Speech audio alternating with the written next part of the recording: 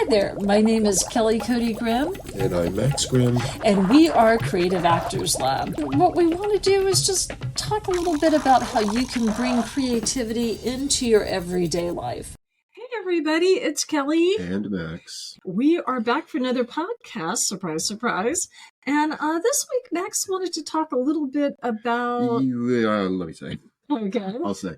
I wanted to sort of address something in my journey as an artist, as a creative person, if I may call myself an artist. I walked away from acting for 20 plus years, and I came back to it. I've just been wondering, what sort of precipitated that whole 20-something year departure. It's, as I've been kind of pondering this in the last couple of days, it comes from, I think, really quite a few things, but that sort of led up to the moment to where I said, I'm done. And I've said this before. Acting is a communal group effort. Mhm. Even if you're doing a one-person show, you still have all the technical people and the box office people and the lighting people and stuff like that. But it's not like being a painter. It's not like being a writer. It's which are very solitary pursuits which can get pretty lonely sometimes, which don't really do a whole lot to increase your social skills. By just it's kind of like IT people. They're just folks that are on a computer and code and things like that all day long. Whereas painters and writers and stuff and people like that, they're just focused on their one thing. Acting is a communal activity, and just like everything else in life, you have to be careful of the company you keep. And I don't know if my story is particularly unique. If it is, it's because of the time and place that all this happened. This was the early 1980s in Miami, Florida. And we had all the cocaine cowboys. We had all the bad behavior, and all the excess and distractions. And then Mariel boat lift. We had the Mariel boat lift. We had Miami Vice came into being at that time, which was that's a whole other podcast. But to start at the beginning, and I'll be as concise about this as possible. I was a very shy kid. I had a really bad speech impediment. I told that story a bazillion times, but I was a very, very, very shy kid. I would not speak up. I was a total wallflower, and but I always wanted to act. And people would go, how's that going to happen? You're so soft spoken. You're so introverted. You're so wallflowerish. How's that ever going to happen? And I went to art school prior to getting into acting. Really did not like the school that I was in, and after 3 semesters, I left. And I said, "That's it. I'm gonna go. I'm gonna go into acting. I don't know how I'm gonna do this. I don't know what any of that entails, but this is what I'm gonna do." So I told my mom I was dropping out of art school to go into theater, and you can imagine how well that was received. I did it anyway, which is pretty much my modus operandi when it comes to my parents telling me not to do things. I got into theater, and it allowed me to express a side of myself I felt like I could never do before. And I was still very shy in person, but when I was on stage playing a part, it was like, yeah, here we go, kids. I'm gonna get up on the table with a lampshade on my head and dance. I mean, it just gave me this license to behave like somebody other than me. And that was very freeing. That was very, very liberating. And just to play bad guys.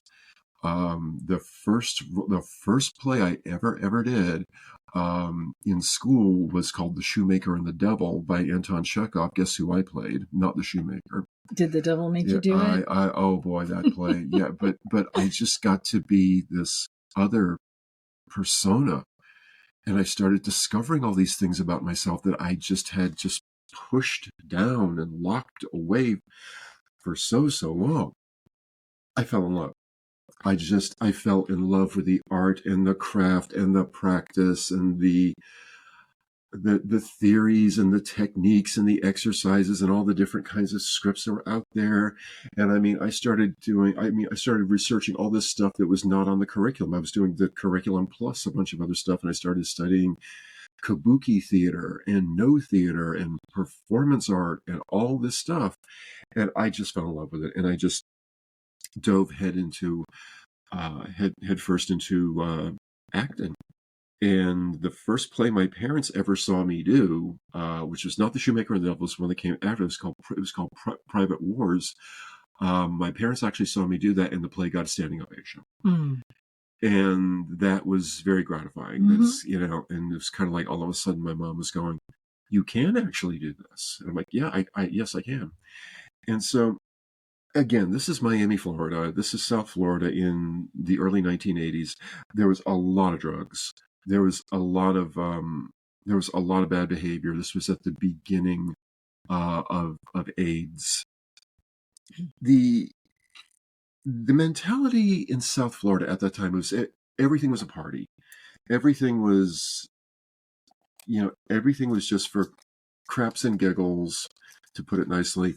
And I started getting into some of these productions with some very questionable people. Mm.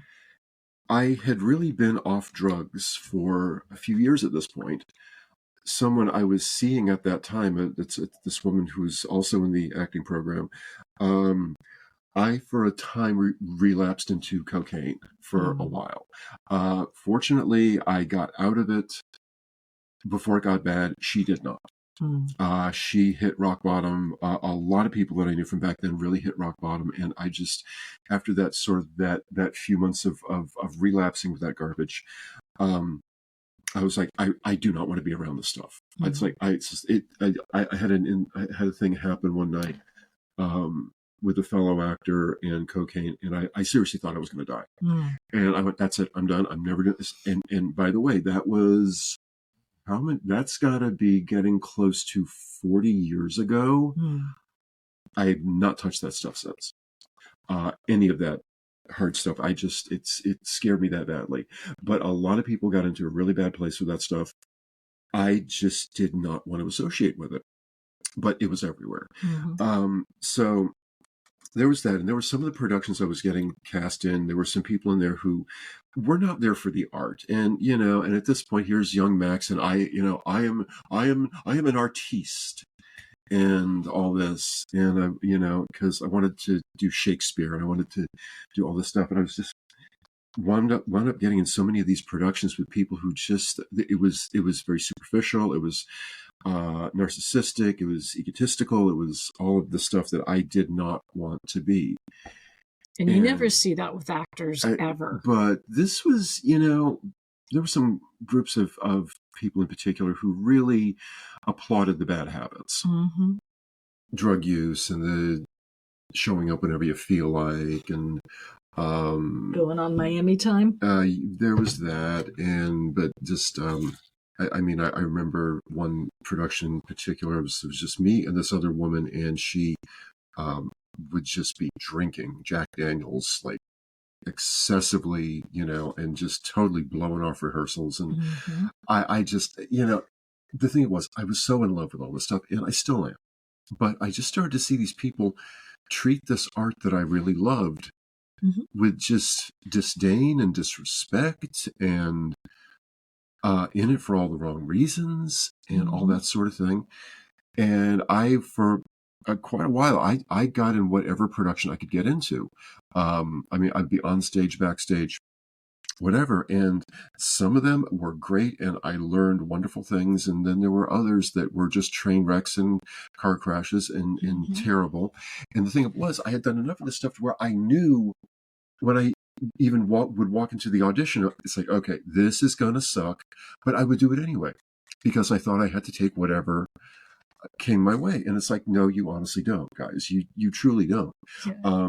In fact, one of our students had asked, he had signed an NDA, but when he got the script, he went, this is totally against my values, my morals. This wasn't how it was presented. And I'm like, if you haven't signed a contract and it's only an NDA, just don't disclose what it is. But yeah, no, you can get out of it. It's not something I recommend, but if that producer wasn't being forthcoming, but you did get a lot of that back then. Yeah. And there was, I mean, also and again, the time and place, I think, might make my story a little bit different than other people, but there was in South Florida, and from what I understand, it's still much the same way. From what I understand, there's a lot of pornography that went on down there, and a lot of these quote unquote, for those of you who can't see, I'm going to use air quotes right now, of talent agents. For a certain amount of them, the bulk of their work really came through casting for porn movies. Again, something I did not want to get into that stuff at all, but I started to see so many people just treating the art form that I was in love with such disrespect, and that was starting to leave a really bad taste in my mouth. I was starting to get really angry. I was becoming very disillusioned, and but I kept going. And what happened was, I think one of the things that ultimately happened was my mom passed away. And at the time, I was working in this terrible children's theater. I was their stage manager and lighting person, but I mean, we worked Monday through Friday every morning. We had, busloads of kids came in every day. The theater itself was doing well. I think I was getting $100 a week. And we had just got married, at that point, we were married about 18 months. I was making a 35-mile one-way trip Monday through Friday. Well, and so 70 miles a day. Monday through Friday for $100 a week for a bunch of people there were some very nasty individuals in that. I will even go so far as to say there was one of the main people in particular revealed himself to basically be a wannabe predator of these kids. The level of anger that brought up in me was just, I can't, I don't even have words. I was like, I'm getting out of this. I'm getting out of this. But in the middle of all that, my mother passes away, and my father was pretty severely handicapped. He had been handicapped for many years at that point because of a series of strokes. He was legally blind. Half his body was paralyzed. He had no short-term memory. He couldn't really walk. He could kind of, sort of, he could feed himself, kind of, sort of, but you have to take him to the bathroom. So basically, overnight, and my mom passed away really quickly. It was within a very short period of time. And this is the stuff, honestly, that's really kind of difficult to talk about here. But prior to all that, we had shot our first independent film. And all the footage was shot. I think it was about a week and a half before she passed away was when I did like the last kind of like little like exterior pickup shots. I didn't need actors, but the footage was all done. And then about a week and a half later, my mom's gone. And lo and behold, I became my father's caretaker, which was another thing because my father and I had a very difficult relationship. And all of a sudden, out of nowhere, we have to go. We're newly married. We have to have him live with us, and I became his caretaker. So I was like, I called the people from the children's theater. I said, guys, this is what happened. I can't be your stage manager anymore.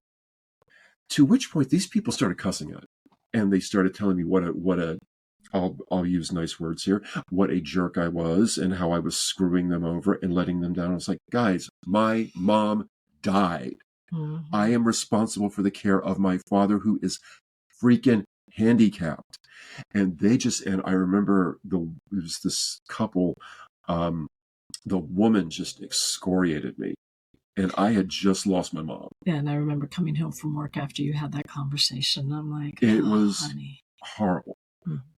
And at that point, when people who were in the film started contacting me, I just said, guys, look, this is what's going on in my life here.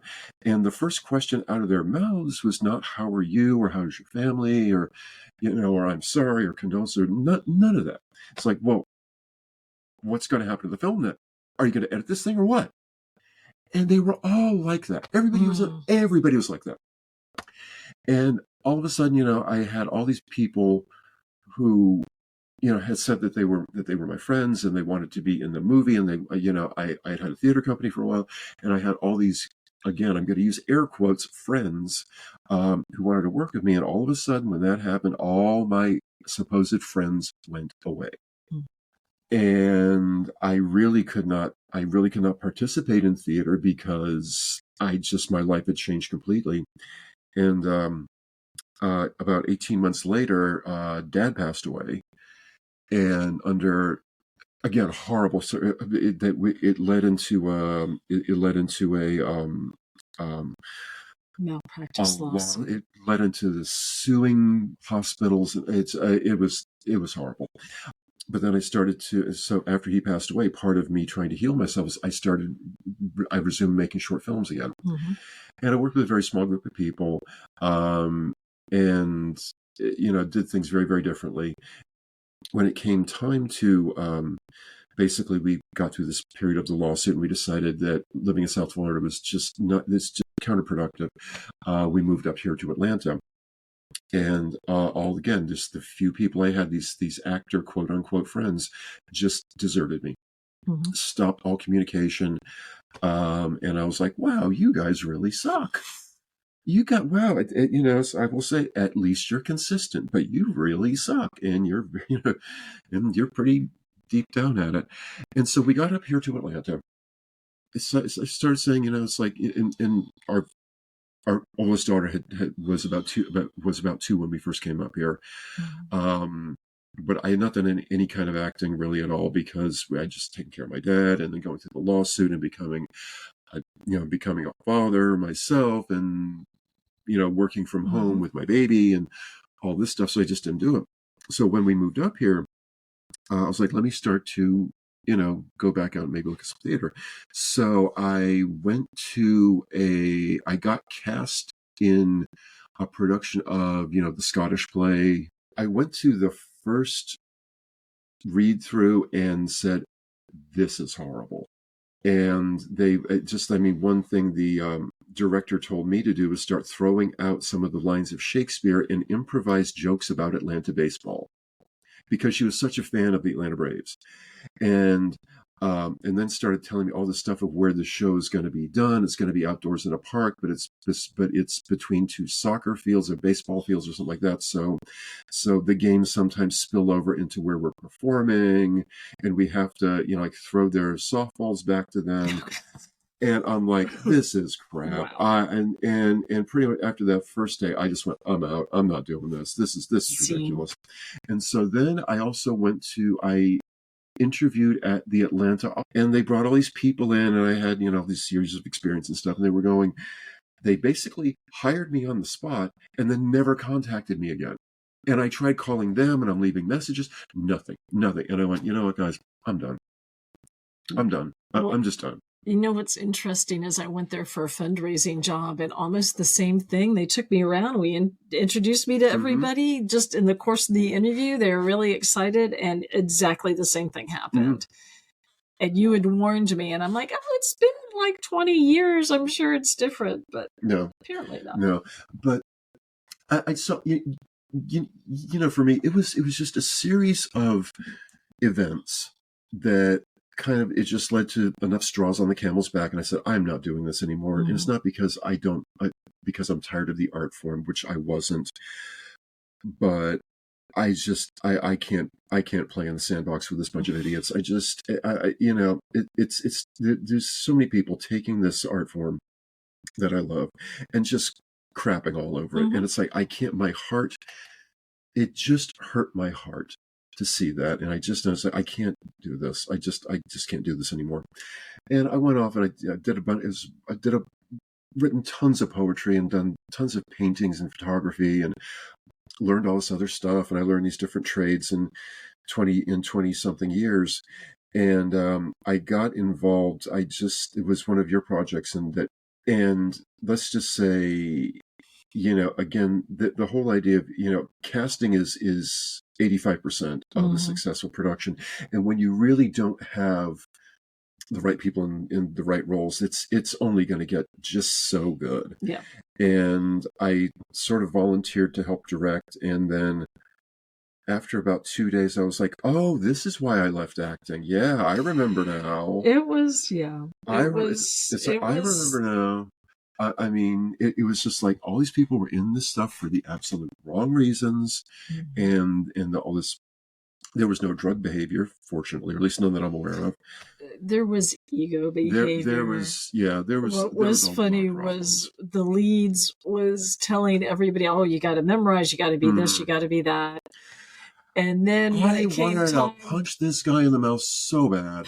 Then when it came time to shoot one of the scenes, because he had overcommitted himself, he hadn't memorized anything, so we had to put all the script down where he could look at it and then just shoot him above. So, and the script just out of frame. And the script just out of frame. And then the location where we were supposed to have finished doing this it was so much now. And I will say, I mean, just as like a sidebar, is I was so happy when we did the Damanis with Danielle.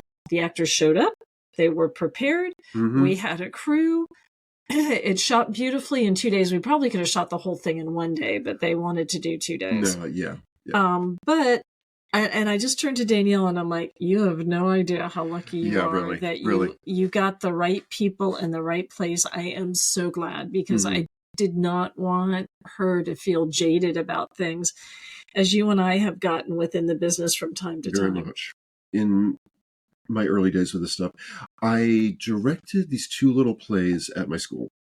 And pretty much from there on out, I was like, I really want to direct. I mean, I'll act, but directing is what I really, really love, because you saw the big picture. You saw the whole machine. You can fine tune all the different parts of the machine. Whereas in acting, you just cannot do that. You've got to focus on your job. It's like the actors are the cooks, but the director is the chef, in a matter of speaking. And then at some point in that also, I had taught some kids. I had worked with this gifted high school arts program, and worked with some of those kids. And then I worked for a summer in a drama camp. I had about 150 students there, and both of those were, again, they were challenging. But there's just this thing that when you are instructing people and you're getting your point across, or you're describing, or you're trying to illuminate some topic, and you see the light go on over people's heads, that is the most, at least as far as I'm concerned, that is one of the most rewarding things in the world in my life. Yeah, over their head, or just in their eyes. All of a sudden, you see their eyes change, and it's you see a light come on. And you can really change people's lives. And I'm like, that's what I loved. And when I started seeing the way a lot of teachers, and some really well-established teachers within the system, the way that they were treating some of these kids, and the way that they were treating their job and their co-workers, again, I was just like, this is so repelling. This is so... It's not even counterproductive. It's not even that good. But I just got out of it because I just could not stand to watch people crap on something that I love so much. And then out of nowhere, you started teaching the acting classes, and COVID came along. And then you were having some phone call with Lance, the director of the school. And for some reason, I happened to be within earshot of the phone conversation, and I started chiming in just about general things and all things acting. And I finished saying whatever it was I was saying, and the next thing he said was, "I'd like to bring you on as a teacher." And you know the old Jackie Gleason show, and he's like humana, humana, humana, humana, humana. That was pretty much me. And I was like, really? It's like, dude, I haven't touched this stuff in forever, you know, and there was so many, and there's a lot of details that I'm in specific instances that I'm leaving out here that really drove me out and just got me to have like a really bad taste in my mouth about the whole field of acting and theater. And I mean, I didn't go to plays. I didn't. I used to go to cinema a lot. I stopped going to cinema. You know, I didn't see. I don't think I saw a play for probably 10 or 15 years. Just didn't want any part of it. But I went into the first class, nervous as hell. I was scared to death. Are you kidding me? You know, and even though we're on Zoom and there's like, I don't know, like 12 or 14 people in there, and I'm just looking, it's like these people are going to figure out pretty fast that I am just an absolute fake and an imposter, and I have no idea what I'm talking about. But you know what's interesting? A lot of actors feel that, no matter how the imposter syndrome, so no matter how much experience or things like that, a lot of times they feel that. I have something about that, but you know, I something just clicked. Somebody started doing their monologue or their scene, or they were doing whatever it was they were doing. And I just sort of went, oh, I need to tell them this, or I need to say that, or I need to point them in this direction rather than that direction. Or, you know, I need to fine tune this or that, or, you know, show them some technique that they can apply to the next 100 plays they do. And I started seeing the light in the eyes go off again. And I was like, oh my God. That's why I was doing this in the first place. And it was many years later. It was a very different time and place. People were very different, although you still see the bad behavior, you still see all of that stuff. But it was not to the degree that it was in 1980s Miami Beach. And the upside of doing classes on Zoom, if people are really getting rowdy, you can mute them. Yeah. Which isn't something you can do in person. I'm sorry, sir. I'm gonna have to just mute you. Yeah. But just to what you're saying about imposter syndrome, actually something very interesting happened. I had not gotten back into acting at this point, but I was working a lot in food service. I was catering. I was a private chef. I was doing all this stuff, and all of a sudden, when this was in Facebook was still a thing, there was a guy who we were within the same circle of people, and we were kind of sort of the same. We would be going up for the same roles. We didn't, we're both tall and, all this stuff. And I'll bet there's people out there who can really relate to this if you've been in acting for any amount of time. The guy always got cast over me. If it was between me and him, he got cast every single time. It's the nature of the game. The way that was. And the funny thing was, this was maybe 2013 or 14 or something like that. So maybe 10 years ago. All of a sudden, the guy finds me on Facebook. We friend each other and, message, how are you? And nice to hear from you and all that. And he said, I would really like to talk to you. And he was living in the Florida Keys at the time. And we were up here. And so he called me on the phone. And we sat down. We talked for probably, my God, hour and a half or 2 hours.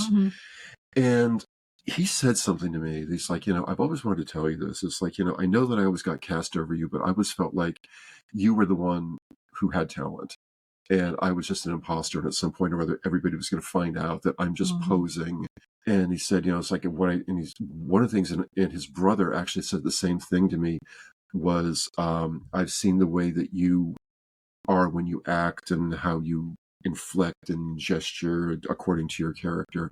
And he's like, in one play in particular, he said, I was trying to copy you, even though you didn't get cast in the role. And he said, I always felt like I'm an imposter, and everybody's going to see me for the fake that I am when I'm standing next to you.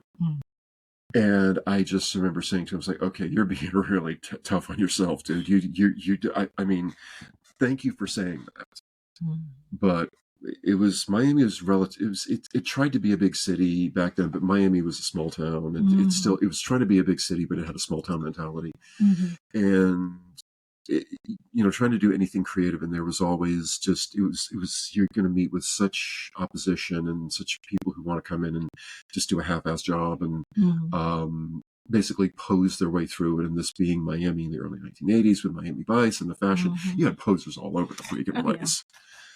But I remember he said that to me, and I was just so taken aback. And I was just, thank you very much for saying that. But dude, no, you have talent, man. Come on, don't undersell yourself. Don't speak about yourself that way, because that's just not true. But we talked a couple of times, and then after that, he just stopped talking to me. I said, I was like, dude, if you ever want to, call me again, please do. Never heard a word again. Well, I think he got that closure that he needed, and then, and then that was that. Okay, cool. I think I'll say I very much appreciate getting older. Because I just, you just can't, you just come to a point in your life where you just cannot pretend that you're 26 anymore. It just ain't going to work, kids. What? Oh my God. Don't say that. But, and as I look back now, the past several years, I mean, we've had so many students. We've seen so many people, we sort of meet people where they are rather than where we wish they were, and just let them develop on their own rather than how we wish they would progress, and just kind of let it be. It's been so gratifying and I'm very glad that I did come back to it, because I was speaking to a friend of mine, actually this lady that I used to date back in the day. After I got back into teaching, she started to contact me, and I said, I haven't touched acting in 20 years, and all of a sudden, it's all coming back to me. But it's coming back to me through a filter of age and time and the acquiring of wisdom and having some distance, and this too shall pass. And just being able to have the time and the distance to get a greater perspective on what all that was going on back there. Because you go from being like a really shy kid like I was to being on stage as out there as I could be. And I mean, to the point I was in some roles to where I had to get into brutal, staged fights, but still. And just, I remember one show in particular, I had to have like an total emotional, psychological breakdown every night, and be in a couple of productions wearing very few clothes and things like that. But just to go from being that shy kid to it's bringing me out the way that it did, and then to go through all the heartache and the frustration and the and just flat out anger that I really held on to for a long time, because these people are crapping on the thing I love, and I can't be part of it anymore, because I'm just going to I'm either going to get disgusted, or I'm going to give up and become like them. And I'm sure as hell not doing that. And then to come back to it, and just to be able to let go of all of that bitterness.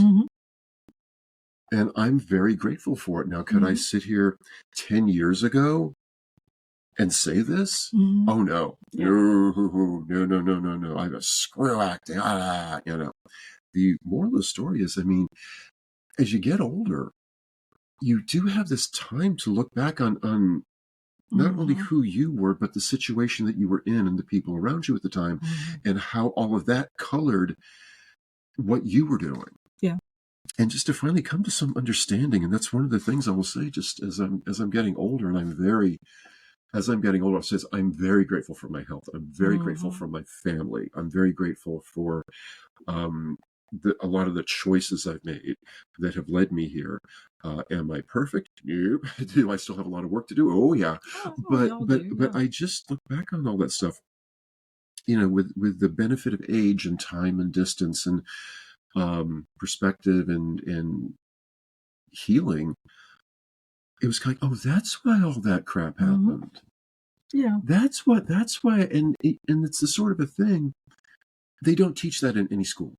Yeah. You just don't learn this stuff in any school. And I just, and the thing of it is, like, one of the last things I'll say is, acting is, there's it seems like it's either feast or famine. Mm-hmm. You're going to get cast in everything for the next year and a half. Because you're the new kid and you're the shiny new thing. Yeah. Then you're going to hear like nothing for a year and a half. And, and if you are, just a word of advice, kids, if you are relying on acting to be your sole source of income, that is a really bad idea. Yeah. Because there's long stretches of there's nothing, the moon and the stars are just not aligned, in a matter of speaking, properly. But there's times where it's like, you really need to be doing things other than acting, not only for your financial well-being, but just for your psychological, for your artistic well-being. Because it gives you, if you're only ever on a set or in a theater, it doesn't really give you access to how your audience really views things. And as far as like pivoting, I mean, I used this example today with our daughter earlier today. It's like, look, I struggled, and I've talked about that in other podcasts, about being in an improv group like Mental Floss, and then the things there didn't go well, and the guys didn't want me in there. And as I've listened to other women like Tina Fey and, other women who've done improv, that was not an unusual thing, as sometimes guys in comedy can be super competitive. Tend to be the boys' club. And they feel threatened by women who might have talent. But what I told her is like, you know what, if I had just stayed and meandered, and if they hadn't pushed me out of Mental Floss, I wouldn't have started auditioning for plays to prove to myself and other people, yes, I've got talent. Yes, I can do it. Am I perfect? No. Do I have things to learn? Yes. And I'm going to learn it in these other places. And then I met this guy. And that was like the best thing that could have happened to me, which at the time felt like the worst thing that happened to me. And as you talk to people who are older, they will tell you that over and over again, is the powers that be were not going to have me, because I'm nice and I have a very high tolerance for crap. I was going to keep on putting up with it and trying to get in these guys' good graces, which was never going to happen. So I kind of got the celestial slap. And it was like, you got to go. And then I licked my wounds, started auditioning, and met the love of my life.